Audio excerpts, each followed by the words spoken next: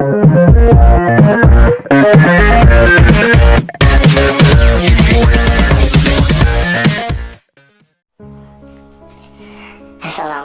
warahmatullahi wabarakatuh. Perkenalkan, nama saya Dede Rifki Kamanula dengan NPM 2101060 kelas manajemen 2C. Dan di sini saya akan menjelaskan sedikit tentang korupsi.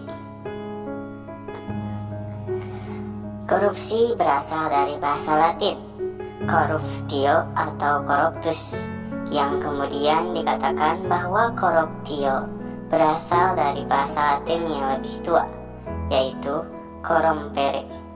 Secara harfiah, korupsi adalah kebusukan, keburukan, kebejatan, ketidakjujuran, dapat disuap, tidak bermoral, dan penyimpangan dari kesucian.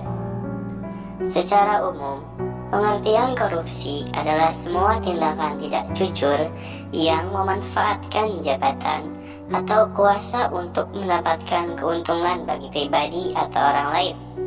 Di Indonesia, tindak korupsi diatur dalam Undang-Undang Nomor 31 Tahun 1999 tentang pemberantasan tindak pidana korupsi.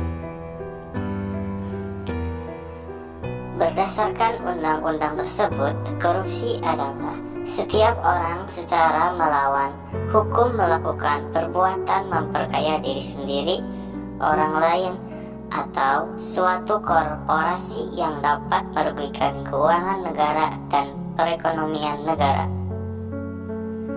Lansir buku Teori dan Praktik Pendidikan Anti Korupsi karya Sukiyat, korupsi adalah sesuatu yang busuk, jahat, dan merusak.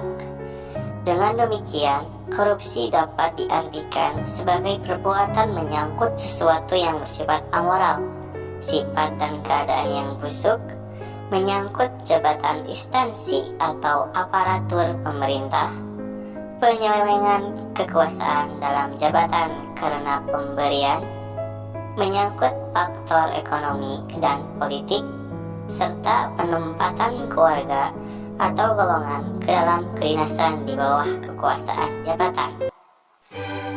Jenis-jenis korupsi. Masih mengutip dari buku Teori dan Praktik Pendidikan Anti Korupsi, menurut studi yang dilakukan oleh Transparansi Internasional Indonesia, praktik-praktik korupsi meliputi uang negara, praktik suap dan pemerasan, politik uang, dan kolusi bisnis. Pada dasarnya, praktik korupsi dapat dibagi menjadi beberapa jenis, yaitu 1. Penyuapan atau bribery. Penyuapan adalah pembayaran dalam bentuk uang atau sejenisnya yang diberikan atau diambil dalam hubungan korupsi. Dengan demikian, dalam konteks penyuapan, korupsi adalah tindakan membayar atau menerima suap. Penyuapan biasanya dilakukan dengan tujuan untuk memuluskan atau memperlancar urusan, terutama ketika harus melewati proses birokrasi formal. Yang kedua, penggelapan atau pencurian, embezzlement. Penggelapan atau pencurian merupakan tindakan kejahatan menggelapkan atau mencuri uang rakyat yang dilakukan oleh pegawai pemerintah, pegawai sektor swasta, atau aparat birokrasi. 3. Penipuan, fraud. Penipuan atau fraud dapat didefinisikan sebagai kejahatan ekonomi berwujud kebohongan, penipuan, dan perilaku tidak jujur. Jenis korupsi ini merupakan kejahatan ekonomi yang terorganisir dan biasanya melibatkan penjabat. 4. Pemerasan, extortion.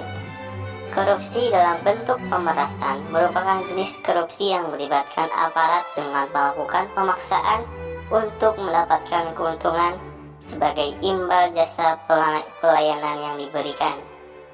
Pada umumnya, pemerasan dilakukan from above, yaitu dilakukan oleh aparat pemberi layanan terhadap warga. Yang kelima, favoritisme, Favoritisme dikenal juga dengan pilih kasih, merupakan tindak penyalahgunaan kekuasaan yang melibatkan tindak privatisasi sumber daya. Cara memberantas korupsi di Indonesia. Melansir halaman web Inspektorat Jenderal Kementerian PUPR, dalam panduan pemberantas korupsi dengan mudah dan menyenangkan oleh KPK RI, ada 3 strategi yang bisa dilakukan untuk memberantas korupsi, yaitu 1. Represif. Strategi represif dilakukan dengan cara KPK menyeret ke pengadilan, membacakan tuntutan, serta menghadirkan para saksi beserta alat bukti yang menguatkan. 2. Perbaikan sistem. Dalam strategi perbaikan sistem, KPK memberikan rekomendasi kepada kementerian atau lembaga terkait untuk melakukan langkah-langkah perbaikan. Selain itu, strategi ini juga dilakukan melalui penataan layanan publik, melalui koordinasi dan supervisi pencegahan, serta mendorong transparansi penyelenggaraan negara. Untuk mendorong transparansi penyelenggaraan negara, KPK menerima LHKPN dan gratifikasi. Yang ketiga, edukasi dan kampanye. Edukasi dan kampanye dilakukan sebagai bagian dari pencegahan dan memiliki peran strategis dalam pemberantasan korupsi. Melalui edukasi dan kampanye, KPK meningkatkan kesadaran masyarakat mengenai dampak korupsi, mengajak masyarakat untuk terlibat dalam gerakan pemberantasan korupsi, serta membangun perilaku dan budaya anti korupsi. Kegiatan edukasi dan kampanye ini sebaiknya dilakukan tidak hanya kepada mahasiswa dan masyarakat umum, tetapi dimulai dari anak usia dini, taman kanak-kanak, dan sekolah dasar.